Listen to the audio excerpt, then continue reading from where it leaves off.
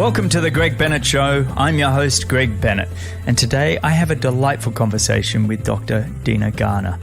And in this episode, we discuss her research into using a mouthpiece that can affect the placement of the tongue, your airways and your respiratory system, and even the cerebral blood flow. It's really an extraordinary episode, and part of the reason I do this podcast is because I want to have these remarkable stories with people doing incredible things and learning from the best and the great thought leaders out there. And Dr. Dena Garner is really leading the way in understanding how we can affect the way we breathe and even blood flow to the brain, which may help with things like concussion. It definitely can help with perceived exertion, and the science coming out of that is quite extraordinary. Now look, I'm a skeptical Aussie, so I'll always look at these things and go, oh, I don't know about this, it sounds too good to be true. But I have ordered this mouthpiece. I will be giving it a go. I am going to explore it because I think it's fascinating, and I think you'll find after listening to this episode, it might be worth you looking into it as well. Please understand, this is not a sponsorship. AIRWAAV have nothing to do with me. It's just an interest of mine to understand human performance and reaching our human potential and what little things we can do to try and help that. And Dr. Dena Garner is really trying some advanced research here, and I think it's pretty extraordinary. But a little bit of housekeeping before we go on. I want to thank you so much for listening. It does mean the world to me. If you are enjoying the show, I appreciate all of you for sharing on your social platforms. I also love the feedback, so please keep that coming. I want to get better so I can handle some of the negative criticism, let it come my way. I also don't mind the little pat on the back every now and then. Also, I'm going to give a little plug out to Any Question. If you want to download the app on iOS or Android, Any Question, it's Q&A platform with where you can ask all the world's great experts questions and get video responses. At the moment on the platform, we have all the world's greatest triathletes and triathlon coaches, swimmers and swim coaches, cyclists, and a lot of health. Running is coming soon, and go check it out. Anyway, that's Any Question. You can even go to anyquestion.com/Greg Bennett and use mine to log in if you want to have that referral. But anyway, guys, I hope you enjoy this one as much as I did and just continue to learn and grow from people doing remarkable things. And remember, success comes to those who endure just one moment longer.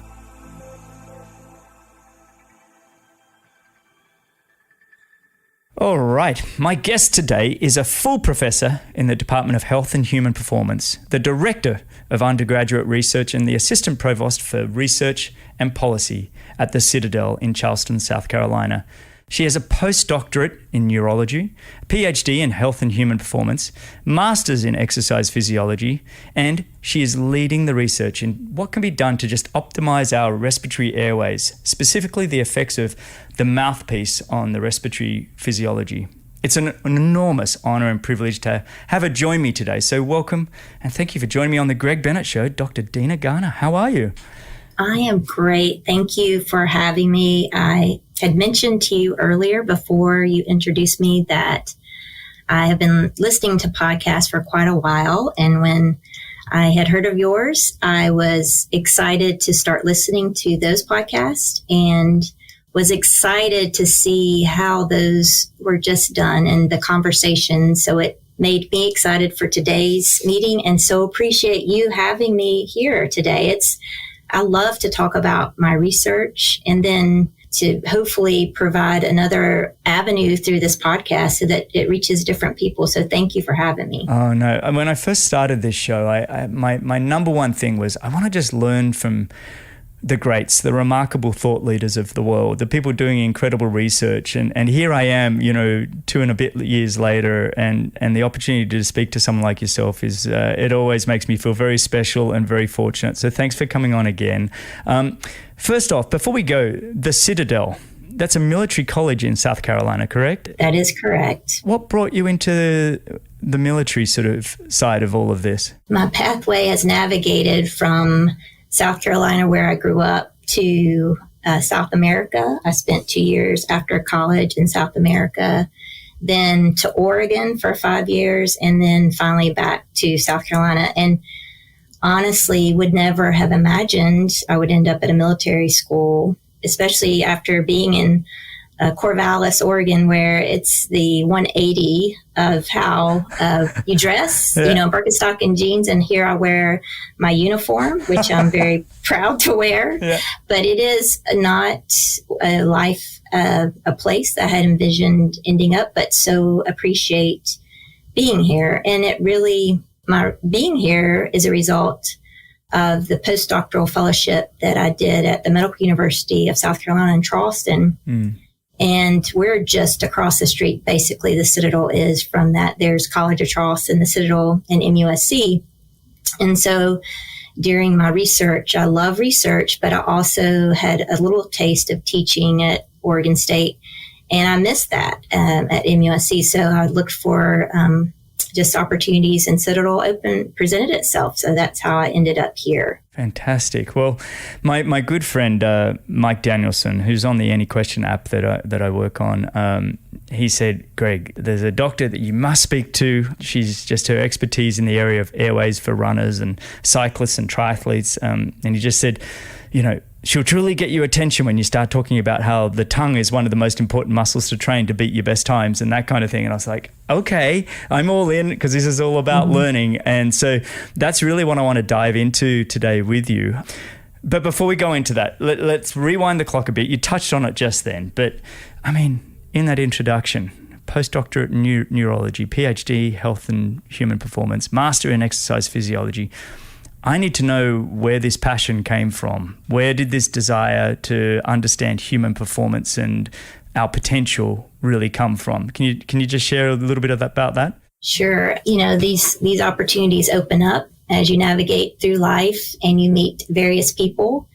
And so it was at the University of South Carolina where I was doing my master's degree. I met an individual who was from Oregon, and he suggested that I go to graduate school, get my doctorate at Oregon State. And then it was there that I was introduced to muscle physiology. So just at the cellular level, the microscopic level of understanding muscle function was so fascinating to me. And just, your biceps and your triceps, and you can get them stronger with nutrition, various training techniques. But I was able to see that muscle cell at the microscopic level, truly. And so to dig to that level and to see how different training regimens affected the muscle cell, that just fascinated me. But, that I didn't go out to do that. It was just an opportunity, and I went for it.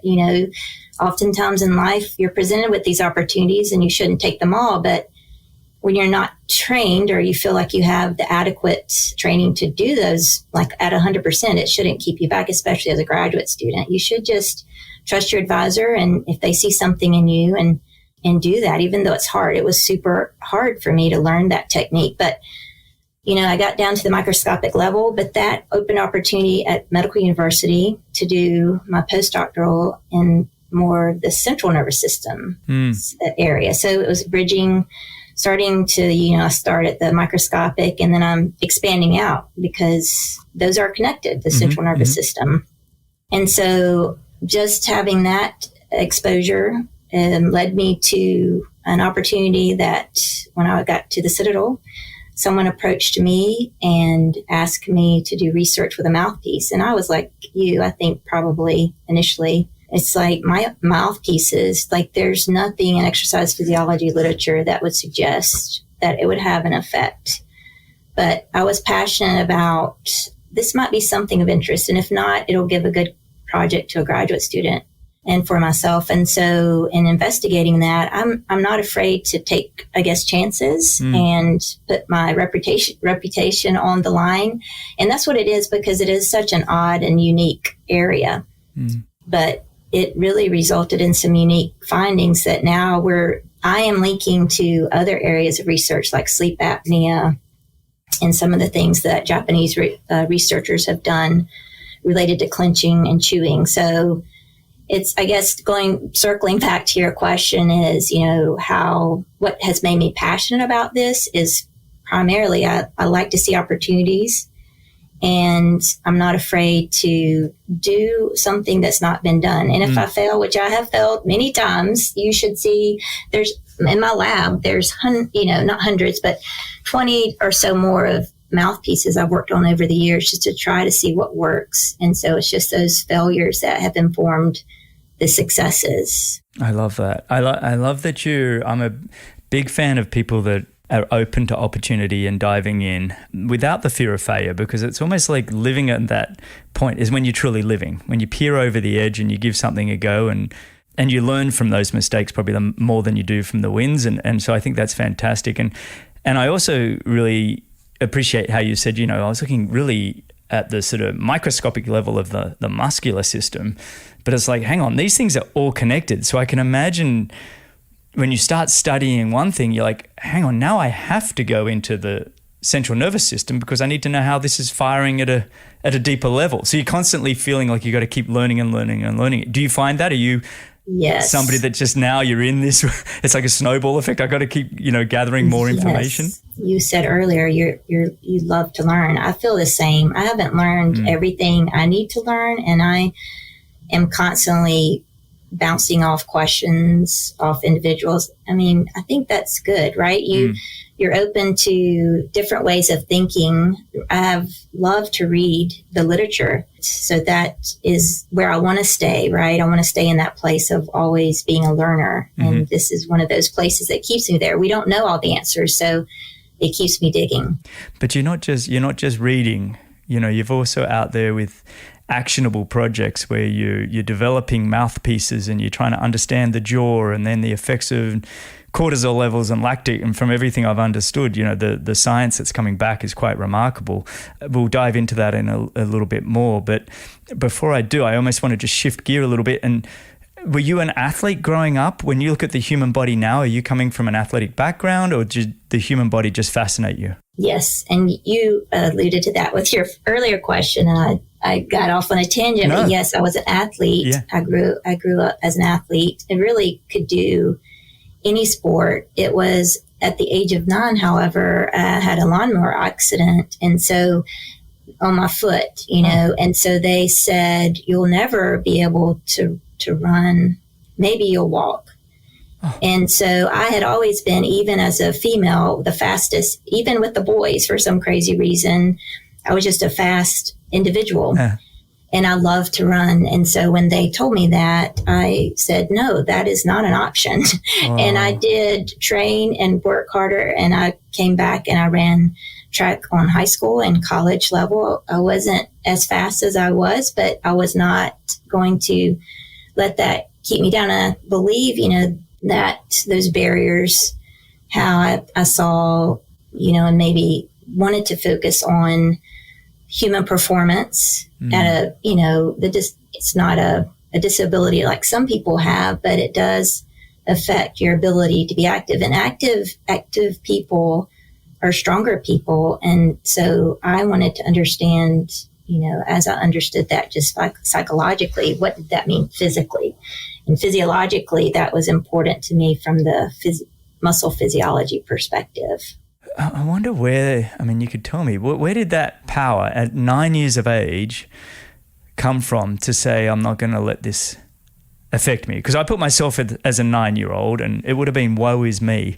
I don't know that I would have had the strength of character. Were you that brought up that way where, it's water off a duck's back? We push forward with whatever we have? I don't think you think about it back then, you don't know how you would have responded. You think you may not, but you probably would have, knowing the athlete that you are. Yeah. And so I will say, obviously it was my upbringing. We grew up on a farm and we were working hard, and also my parents encouraged and never thought that I couldn't do something. And then I will tell you this, my grandmother back then was a long time ago. She wore blue jeans and she smoked and she drove a race car.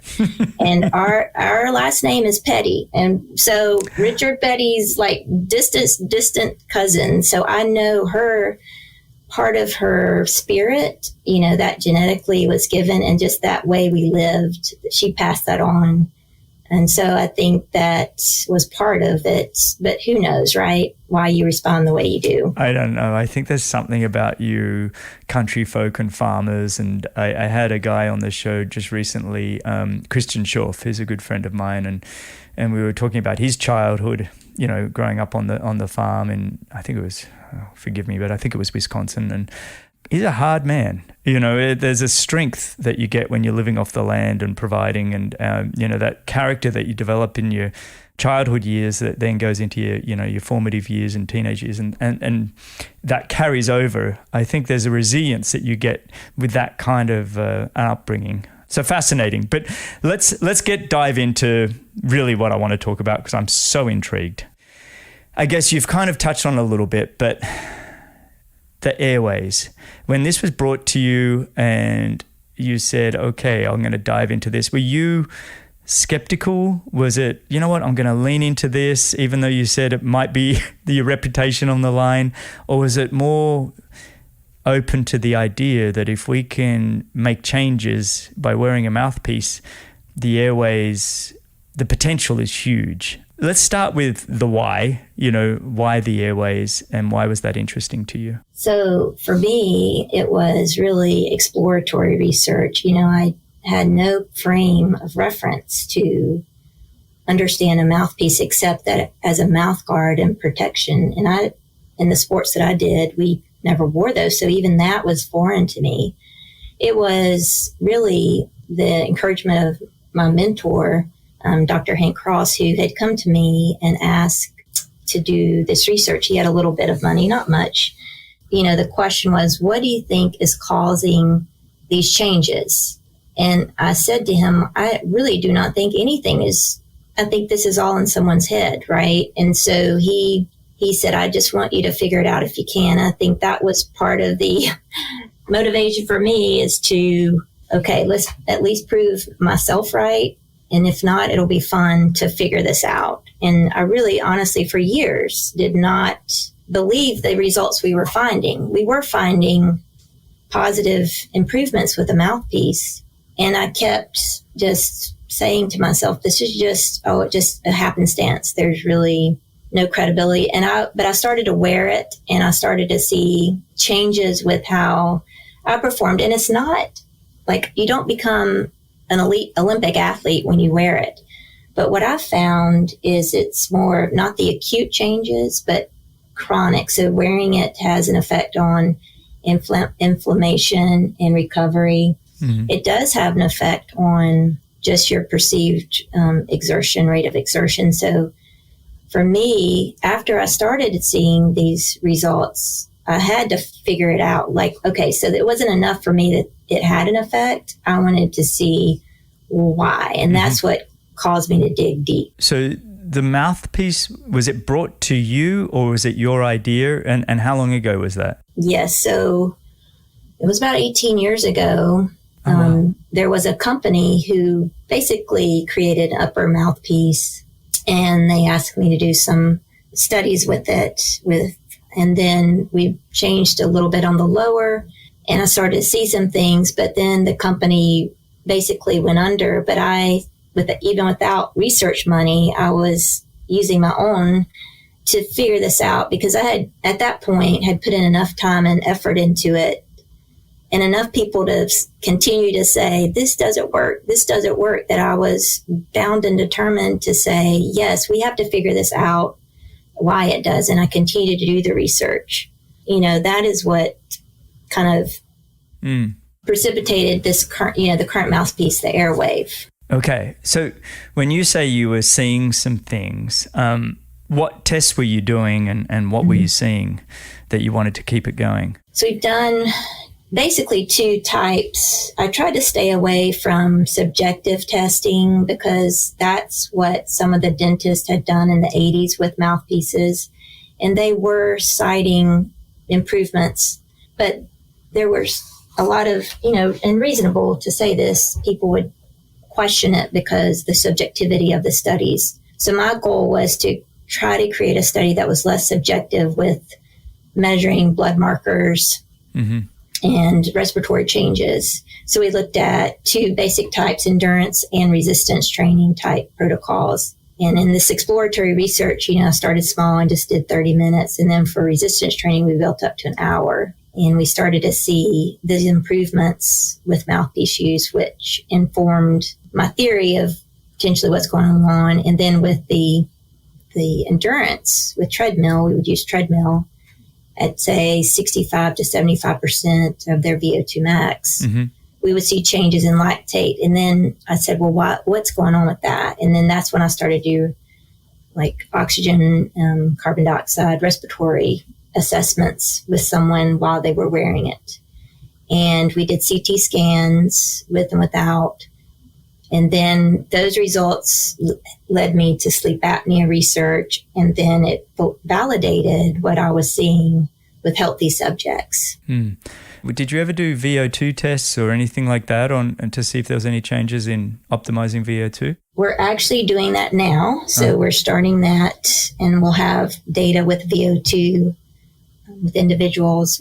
We do have equipment now, which we did not have prior, that would allow us to capture those metrics. With those systems typically would have a piece that went into your mouth. And so we've got a system now that allows air just to be contained, and we can measure VO2 with the system.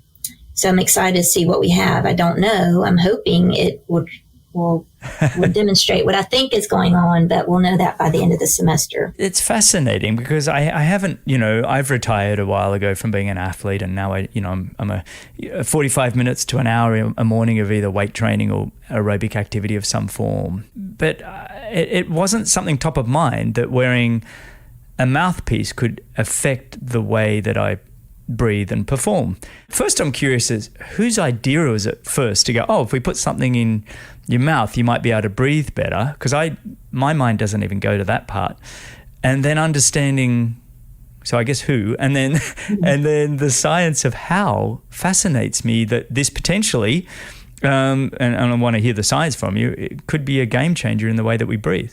I guess really what happened is I started to see these results, but when I read the literature, I realized that some mouthpieces could impair your breathing, because you're correct, you would think having a mouthpiece in, that wouldn't be helpful.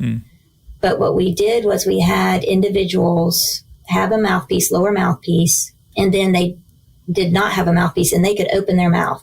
Mm-hmm. And I realized that with you would think you're getting more air in because your mouth is open more. So the individuals with the mouthpiece would bite down and breathe through their mouth, and the opening is barely any at all. Mm-hmm. And they actually did better with the mouthpiece. And so I had to say, well, why? And so that made me realize that basically, if you think about if something's in your mouth, you'll see that your tongue's going to go for it. You're just kind of touching and feeling. And the research that Sabioski and some other individuals were doing, when I read that, when you place your tongue at the bottom of your mouth, that it's a mechanical shift in your base. It's called the pharyngeal area, basically the back of your throat. And we were seeing that with CT scans. So when I put all that together, I realized that if I made slight modifications on that mouthpiece to keep that tongue in a more forward and downward position, it would contract. And there's a lot of research on that tongue muscle. It's called the genioglossus, and how if you can do that, especially with not only healthy people, but sleep apneic people, it'll open their airway. And so when I did that, absolutely, that's what we're seeing. We're seeing that. And that's what, that's how I processed and made that change. Is it more about the tongue placement? Yes. That's what we're looking at, keeping the tongue down. And I'm trying to do it while I'm talking to you. I shouldn't be doing that one. And I'm sure every listener has their tongue on the bottom of their mouth right now. I'm like, I'm trying to figure it out. But I mean, so you can't, if you try to do that consciously, just do it you can't do it on your own. You need the support of something like a mouthpiece to push it down. You can, you absolutely can. But what that last part of the mouthpiece does is there's research to show that when you have occlusal surfaces, both your top and your bottom teeth touching, And there's a mandibular shift in your lower jaw. It actually facilitates even more opening. So you've got the genioglossus on the bottom of your mouth, and then you've got your biting down, and that causes the mouthpiece design to shift your mandible forward. So you got a couple things going on with that. So you could absolutely run without it, but I find it's just easier. I don't have to think about it when it's in my mouth, right? Yeah. So it protrudes the lower jaw. So you end up with somewhat of an underbite. Is that right? Yeah, a little bit. It basically brings your lower back, to your upper teeth so that they can touch, but they're not touching because there's a little, some rubber or material there. Now, it leads me to, I feel like there's been a lot about nose breathing recently, and I can't do that. I feel like I've got my septums in my nose. I'm such a mouth breather. It's unbelievable. I've never been able to breathe through my nose like everybody. Well, not everybody, but it seems to be recommended the whole time. And I was even told to tape my mouth shut, at sleep at night because I get a bit of a dry mouth. And I've tried all of that, and it's just horrific. You know that tape that you get that has a tiny little hole in it for you to breathe? Yes. I mean, is your work, does it sort of negate the nose breathing style of thing and say you're better off focusing on the mouth, or do they work together? What are your thoughts on those two? And to be honest, the nose breathing, I have to see what technique they use, but for the most part, literature suggests that nasal and oral breathing you get more oxygen that way. Yeah. So it may be a type of nose breathing where they're in essence placing their tongue on the, like a yoga type breathing that may help, or that may be what's could be causing. But for the most part, like I said, we've done all three examples: nose, mouth, and mouthpiece. And the mouthpiece by far is hands down the most effective way to lower your respiratory rate and subsequent outcomes, positive outcomes. Wow. And have your tests been done, and I'm sorry I'm all over the place with these questions because it's more, I have all these notes, but I'm more fascinated by the conversations. I have all these questions, so you have to excuse me. But have you been testing on elite athletes or amateurs? Who have you chosen to be the people that you do a lot of your testing with? So for the most part, here we have military population. They have military training, the cadets, the students. Mm-hmm. So although they're not elite athletes, we do use individuals who are fit, and we do have individuals who are using it. The mouthpiece, I believe, Rich Froning uses this for CrossFit. Mm-hmm, mm-hmm.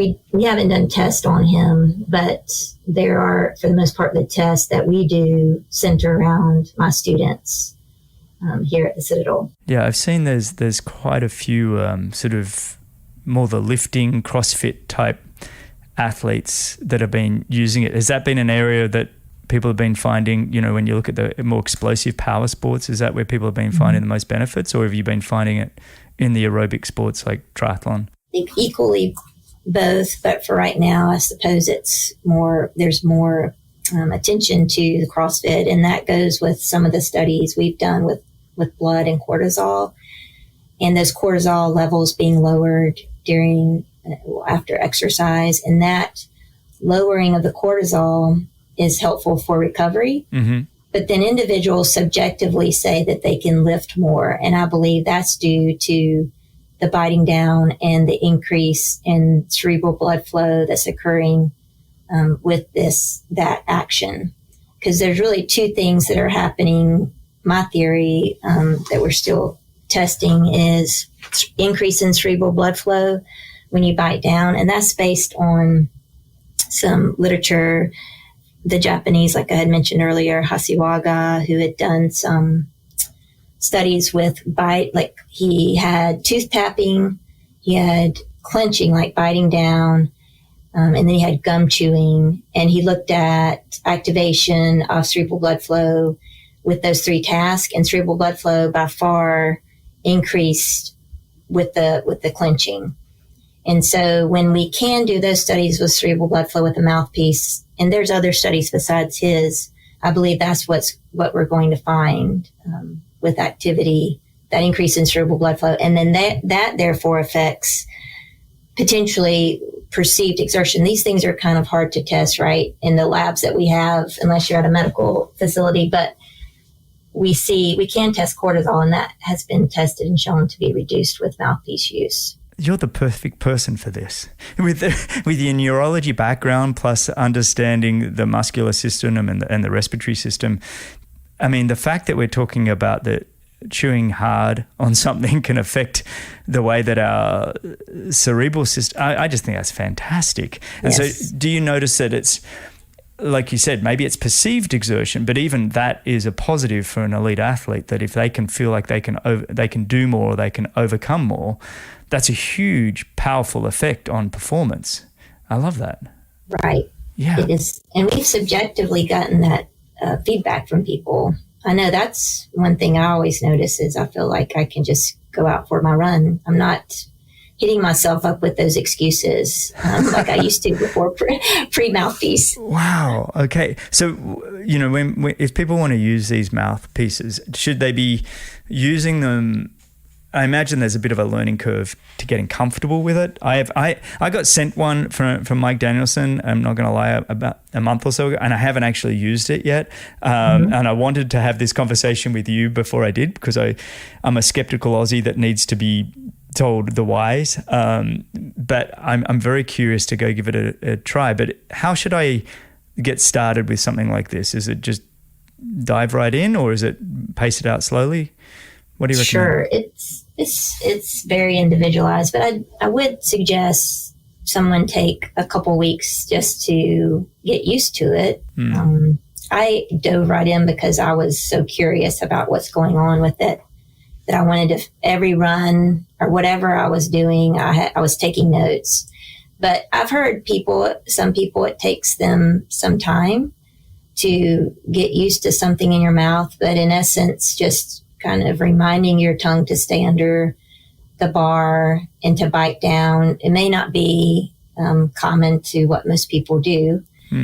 I think, though, what I would say is if you could give it a couple weeks and then see what you think, and then not use it and see what you think, right? I feel like we get situations where, I didn't have mine, so I've got to go back and get it. People have them in their car, in their bag, just so they're not in a position where they won't have one. Because you do get used to it. I have gotten used to it, and I really feel like it enhances my ability to exercise. Yeah, all of a sudden you go for a run and you feel naked. You're like, oh no, I got to go back and get it. That's another concern I have, is that when I find something like this that I do feel, whether perceived or otherwise, suddenly you can't do much without it. Like I'm wearing as we talk right now, I'm using an Apollo Neuro. I don't know if you've heard of Apollo Yes, Neuro. I have one. Oh, I just got it. Yes. Could you tell me what you think about yours? I love it. So they don't sponsor me, everybody. This is not a sponsorship by any means, but it's all about, I had Dr. Joseph Maroon on the show. I don't know if you know Dr. Joe Maroon, but he is a neurosurgeon for the Pittsburgh Steelers, and fascinating story. Anyway, he said in the show, you try this Apollo Neuro. So I did. I called up and I every single podcast, anytime I'm doing something where I need to be either calm or it depends on what setting I put it on, but I love it. And again, it could be all perceived exertion because I don't read the science. I go by feel, and my wife has one as well. And, for these conversations, I set it to social and open. And for everybody listening, it's working on the sense of feel and touch, and it sends vibrations through your body. So anyway, I really don't enjoy when I don't have it on to record an episode. I'm like, it's become my crutch. And I kind of feel like with the mouthpiece, I'll be, oh no, I can't do my workout. I've forgotten my mouthpiece. But you still can perform well. It's almost like having the mouthpiece is like a bonus, right? Right. And so that's good to hear about the Apollo because I've just started using it. And I do like it myself. You have to tell me what you think. Yeah, that'd be great. Yes, yeah. I will. Well, what I say about the mouthpiece is, for me, again, going back to me and what others have said, when they're in a position without it, you absolutely can perform. I just do better with it. And the literature, and we don't know this because there's not any longitudinal studies because it's such a unique area to research. You know, I do believe it affects your ability to recover.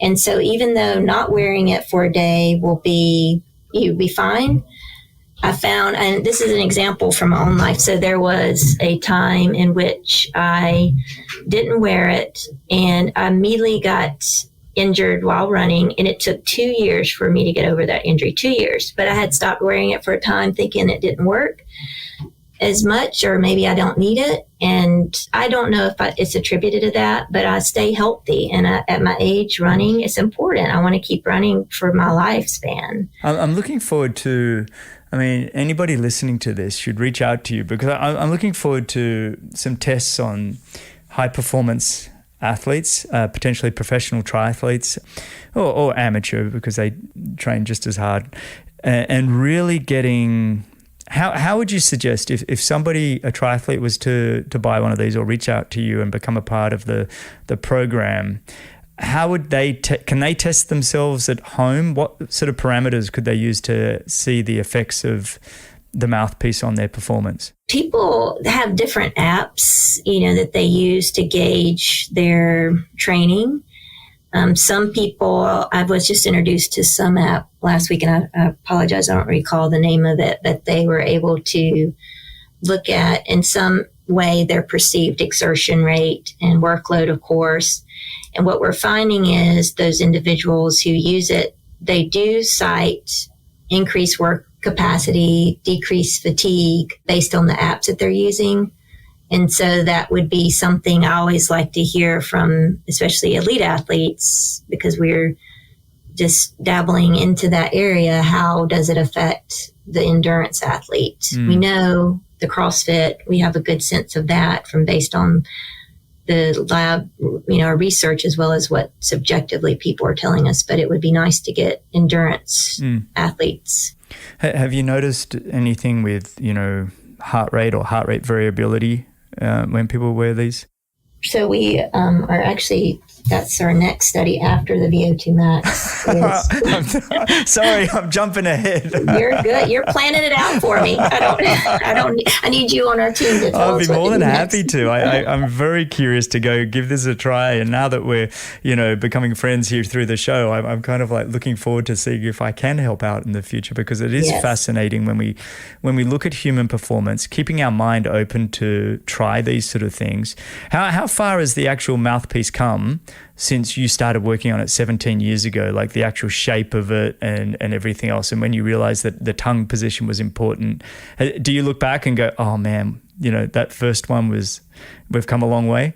Yes, absolutely. I mean, obviously it's slimmed down for sure. It was a bulky upper mouthpiece, like a mouth guard, you would imagine. And now it's what you have with you. So it has changed significally. My lower jaw was always quite, strong, let's put it that way. And I had to have a whole bunch of dental work after I retired, just because I had a significant underbite. So I wonder if that was a performance enhancer for me without even knowing.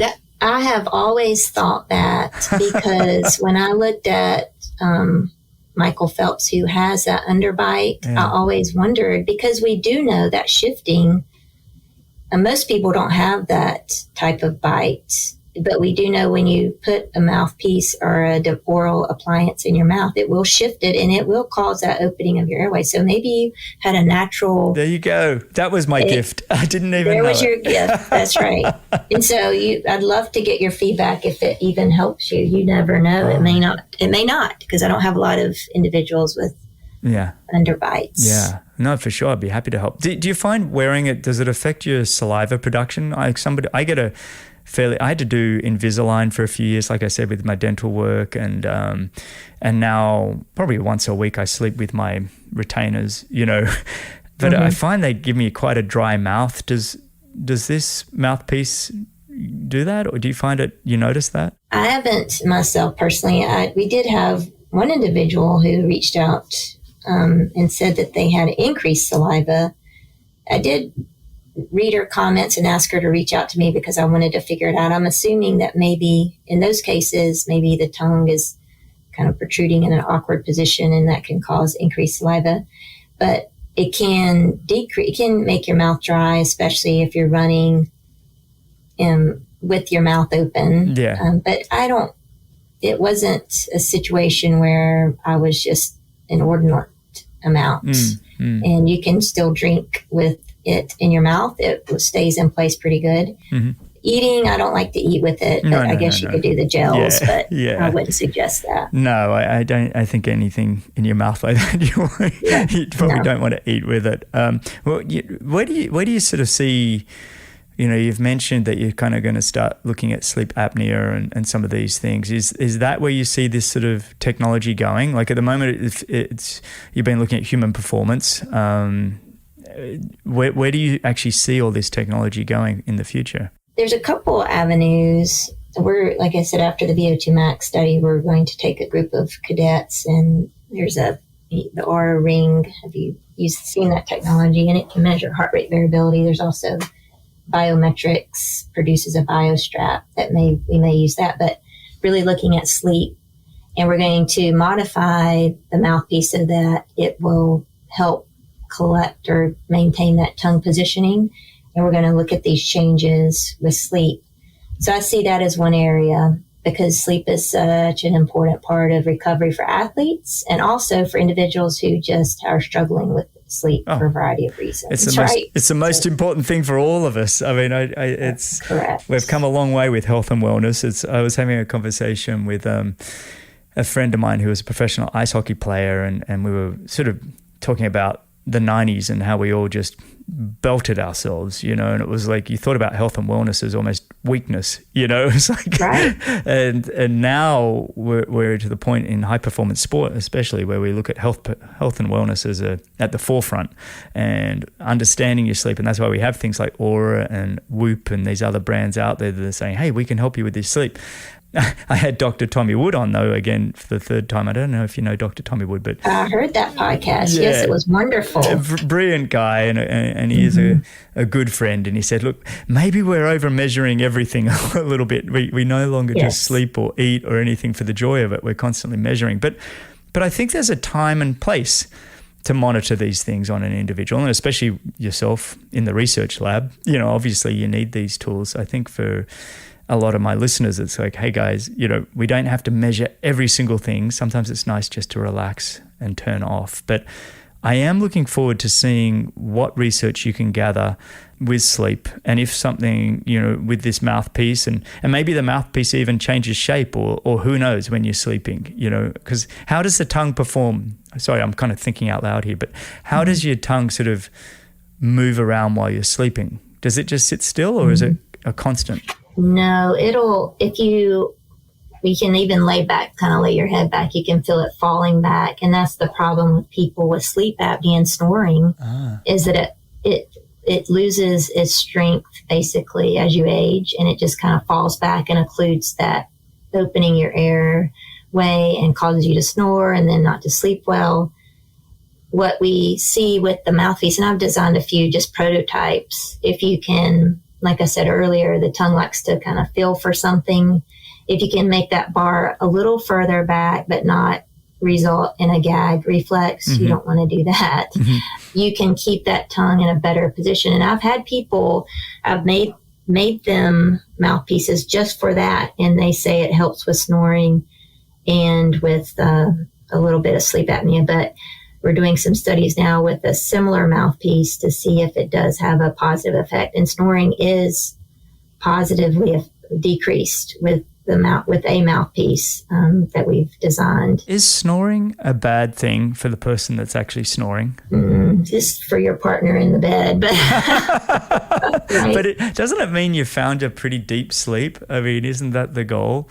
Like, so maybe stopping it is not a good thing? I don't know. I'm just throwing ideas out here. I have no clue what I'm talking about. I don't know enough about snoring except that it is a negative impact on the individual you're with. And Yes. so you want to maintain that relationship in a positive way. That affects your life going forward. That's right. That'll affect your waking hours for sure. I love it. Well, can you throw some numbers at me in terms of what you've been able to see? Because I know I'm one of those people that love to know some of the research numbers. When we talk about the effects of wearing a mouthpiece, what have you seen? What are some of the data? What are some of the numbers that you've seen in terms of both the cerebral sense, like you talked about, and then also the respiratory performance? So we have not looked at cerebral blood flow. That's my next area too. But we've looked at cortisol, blood and salivary, and we've seen numbers as high as a 51% difference in cortisol levels post-exercise. And that is phenomenal because we know elevated cortisol levels affect recovery, muscle synthesis and recovery. So having that ability to mitigate or minimize, that is positive to minimize, or to actually improve the body's ability to recover your muscle.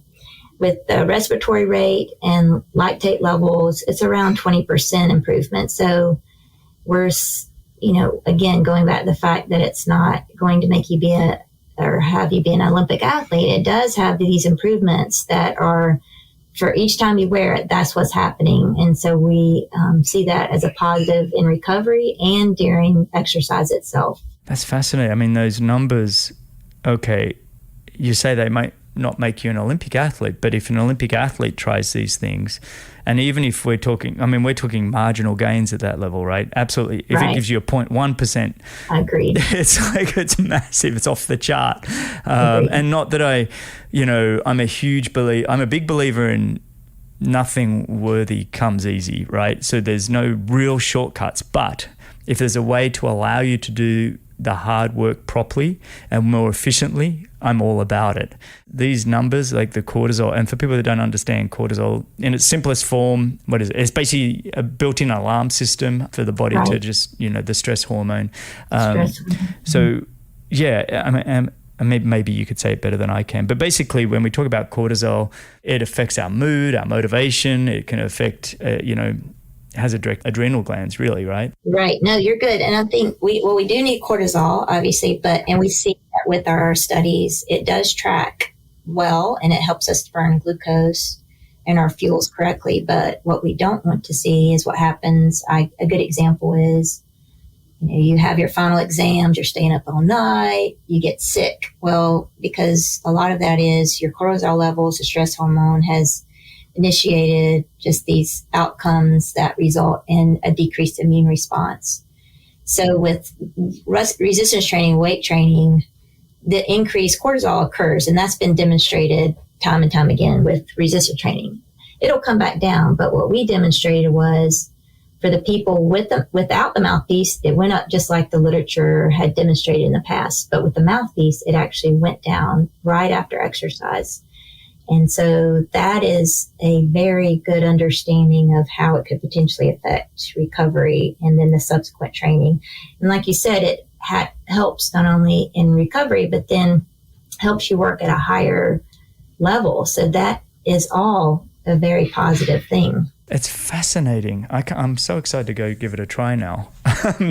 and look, definitely at the perceived exertion when I come to weight training. I'm looking just to see the effects on that.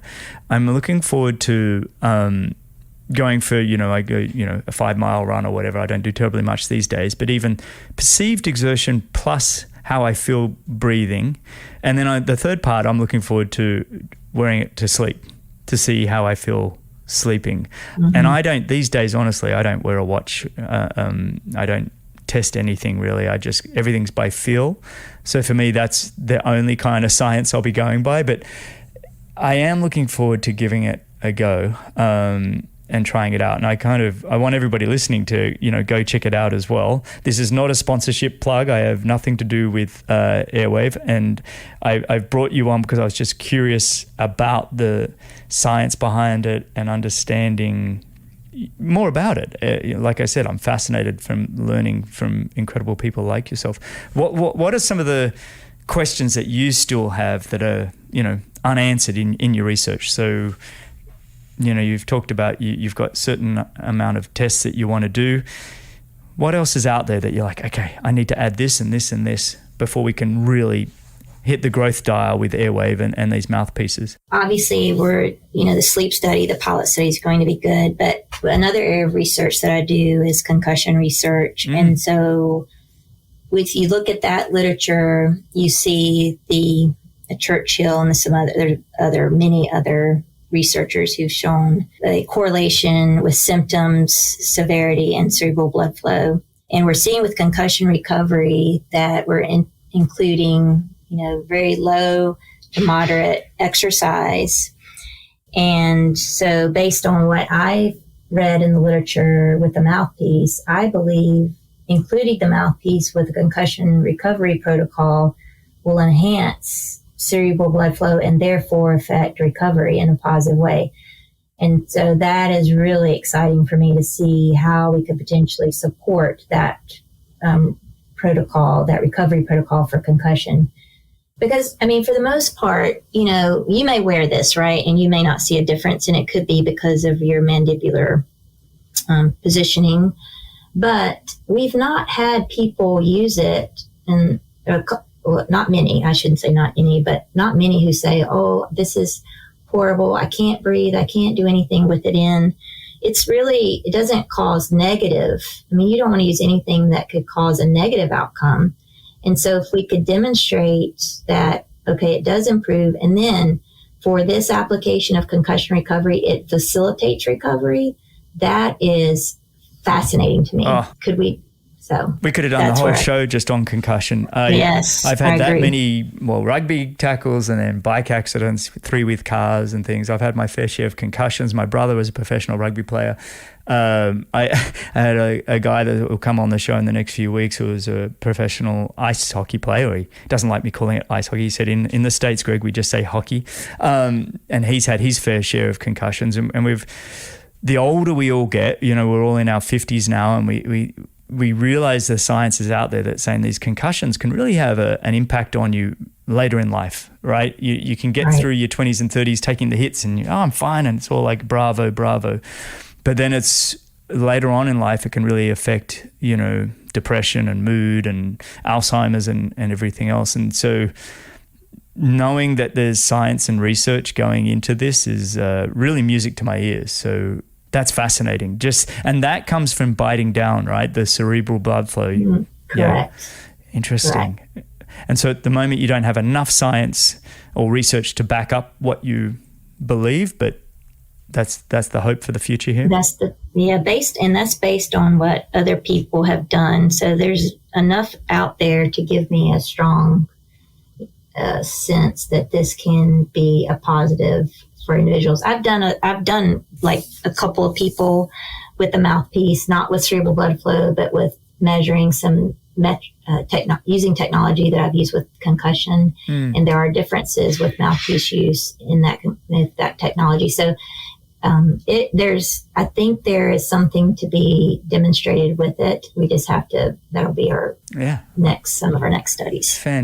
You're amazing. I love it.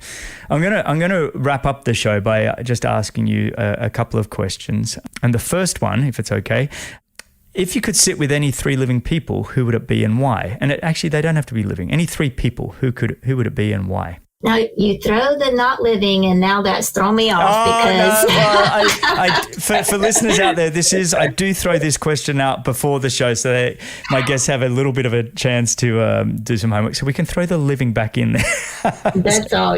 I'm giving you a hard time. So this was a source of, of all the questions you would ask, why is this the hardest? I asked my cadets in class today, too. So I got some very curious or interesting responses. I asked my 2 older sons, and I would not say what they had said, but well, you're gonna have to give me what they said now. Well, it's just no, I'm not. I would embarrass them, but okay.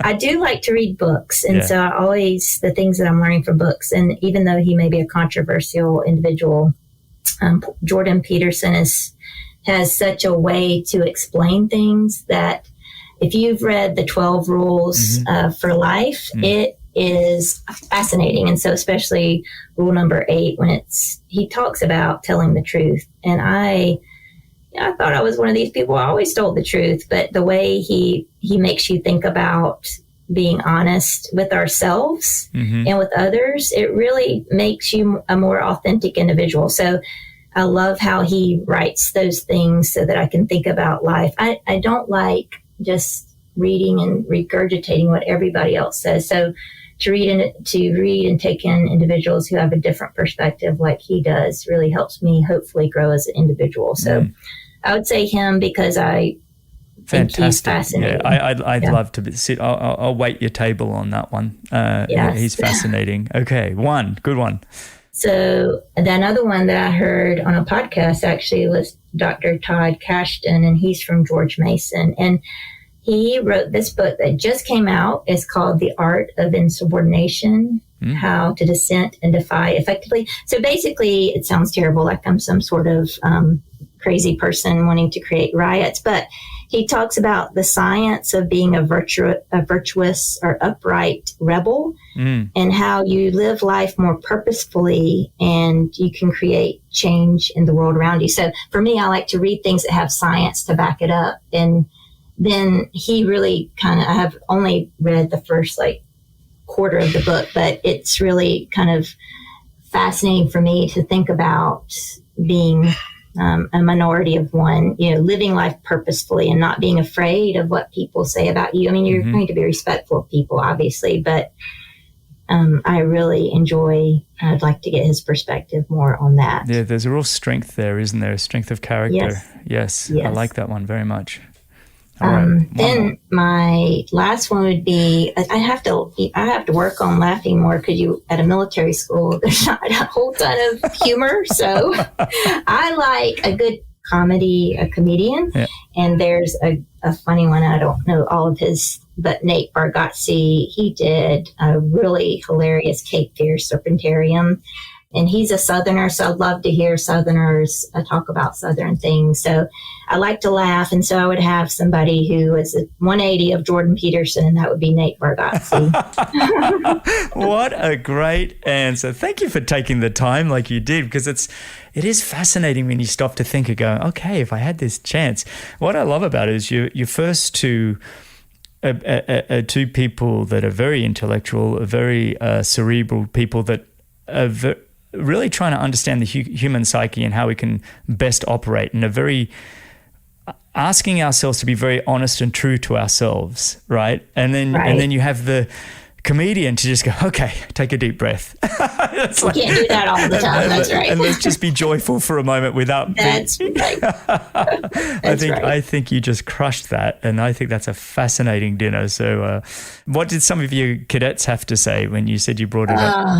They, of course, were in the South, and they said, let's see, Joe Rogan was one, and there was one more.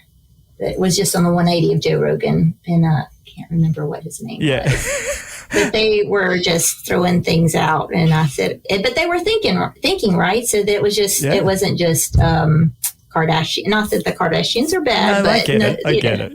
Yeah, no, I think it's great. And Joe Rogan would be a fascinating one. He's a great conversationalist. He's, I'm somebody that I actually don't listen to podcasts very much. I do listen to audiobooks. So when I work out, I listen to books, and so they're basically a form of podcast to some degree. But when I first started this show, I heard that Joe Rogan was the number one podcaster in the world. So I have listened to Joe Rogan, but not listening to what he's got to say, more listening how he's doing it. And so I come from a very different approach. When I think of Joe Rogan, I'm like, okay, how is he able to keep a conversation like this on with this person? And, he's a fascinating individual. He's very intelligent. He obviously does his homework. And that's the only time I've seen Jordan Peterson was actually on Joe Rogan's show when I was doing homework. So he's interviewed Jordan a few times on that show, and they have fabulous conversation. All right, one more question. What advice would you give to listeners just on how to optimize their own lives? That was another hard question because people don't ask your advice. And so when you're asked, you're like, oh, I have to be wise with this. So I'm like making lists everywhere. I literally am making lists. I'm like, oh, goodness, I have to hit this out of the park. Well, I probably won't, but I do think the number one thing, and I try to teach my kids this, is to be grateful. I feel like that's just the first and important thing in life. Also silly, but important for me is you've got to don't drink bad coffee. You cannot. Life's too short to drink bad coffee. I love it.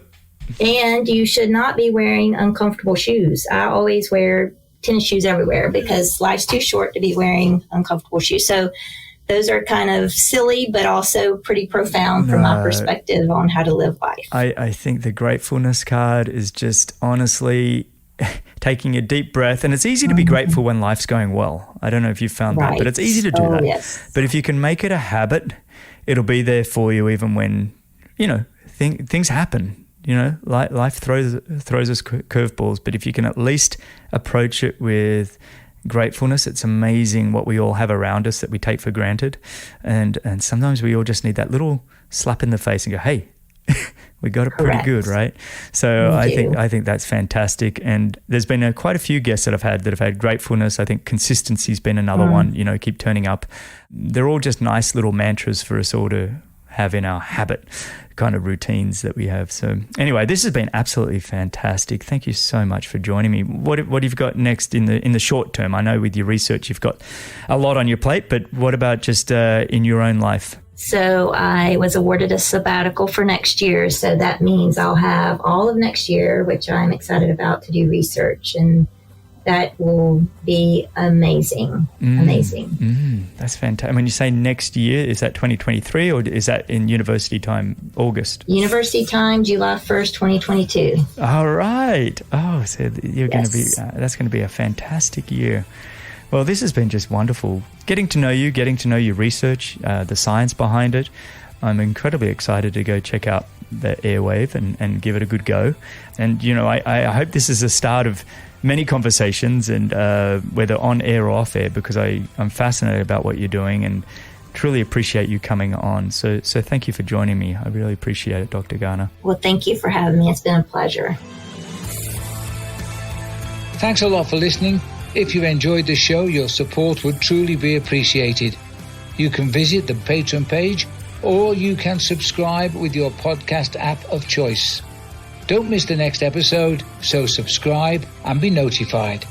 For show notes, if you want to know more, please visit bennettendurance.com. I'm Phil Liggett, and on behalf of Greg Bennett, here's to the next time, and I hope you will join Greg again very soon.